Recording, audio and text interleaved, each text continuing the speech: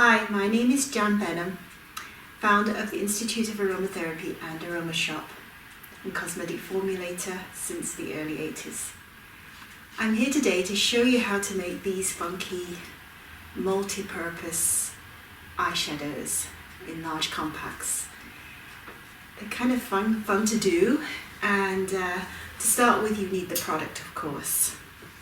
So I do have a professional press, but I'm going to deliberately do it without, so that you guys at home can also do the same thing.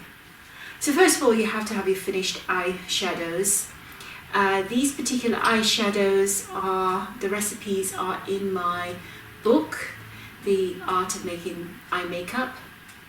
And this is Burnt Umber, this is Ice Pink, and this is Champagne.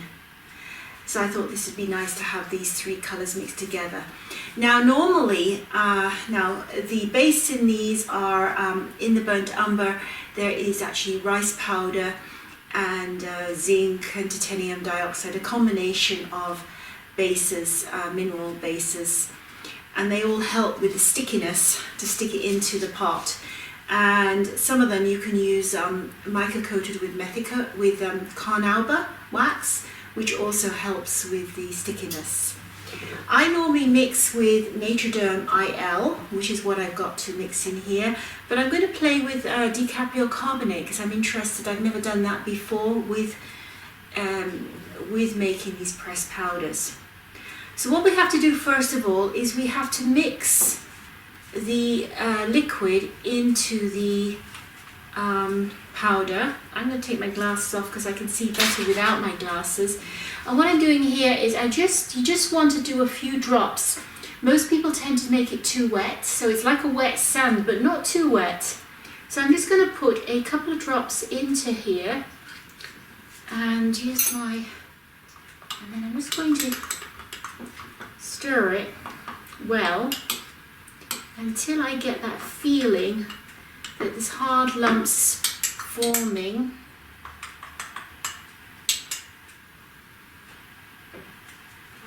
And I feel I could do with a touch more decapryl carbonate.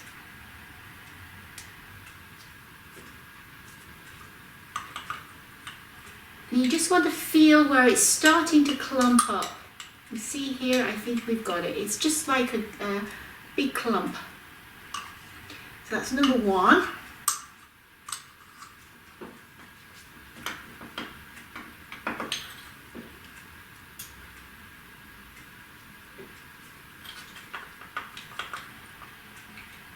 So I just eyeball it really. I don't think about too much about if it's going to be. And again, we got nice clumps happening here, so that is ready. It's not too wet, which is great. And the last one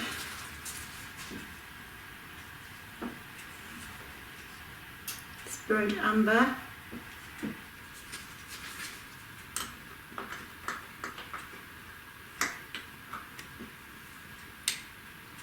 And I think that's perfect. So again, we've got the clumps happening there.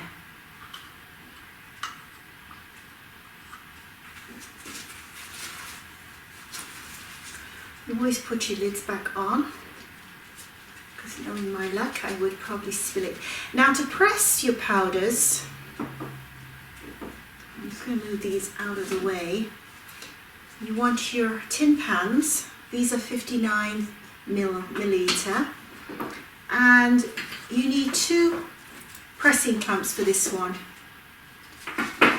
and you need pressing tiles, and you need 3, and I'll explain in a minute. And you want your pressing ribbon. Now this is, you can use actually old shower curtains, works quite nicely. It's got a little bit of a waterproofing, so it's not just a fabric. At the beginning it's sometimes easier if you practice with some paper towel, because most people have a problem of adding too much liquid to the product and they end up with a big mess. So sometimes the paper towel will help to just absorb Now I use this brown quite a bit. It's a matte brown, and I want to use it because I find it handy to have the 3-in-1 colours for my own makeup, so I'm using them quite a bit. So I'm going to do my main ingredient to be this.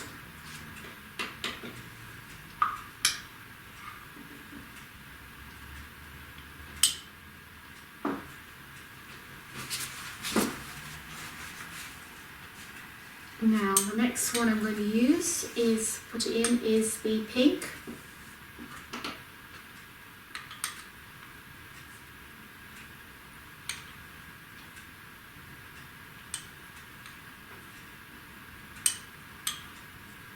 I sometimes like to put a pink just on the lid, put the brown around for a change.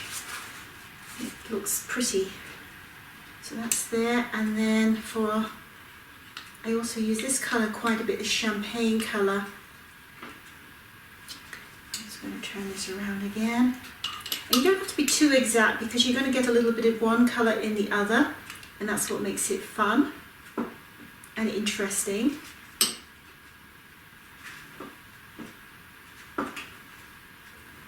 So you might get a little bit of overlap. And you want to kind of overflow it, so it is mounted. It's so here we have the product with it in, so it's overflowing. And what you then do, which is best to do, is then just pat this down, so it's nice and even throughout the tin pan.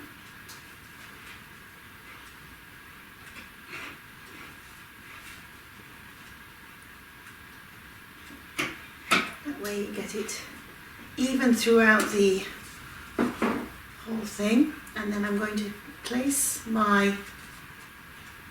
this is actually a piece from a shower curtain, and then get my 2 of my tiles, pressing tiles on top, 1 underneath, and use my pressing clamps. I'm not normally used to doing this anymore because I use my press machine. So this is I'm out of practice. And you just want to really give it a good tight. So do it one way, and then undo them, and then move them to another spot. So then you want to move them so that you get an even press throughout your. I'm going to do the other side now. And move it over. Tricky, tricky, tricky. The other side, and then give that a good press there.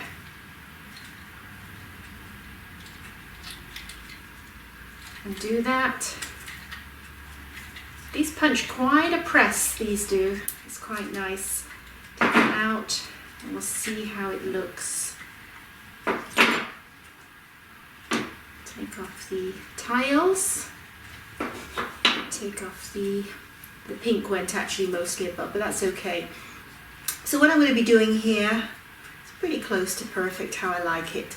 So this has turned out to be a two-tone, but once the pink is worn off, the champagne will come through. I could put a little bit of champagne on top of here and repress, but for myself I'm going to be using the brown on the hood of my eye, and then on my actual lid I'm going to be using the pink.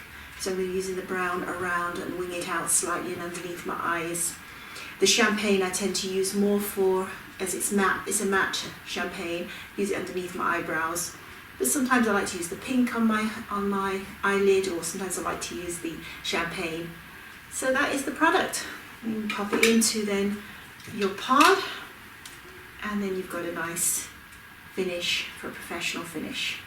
and each one comes out different, so they're both all unique, as you can see from these, this one, and this one has already been used. That was a purple, ice pink and white.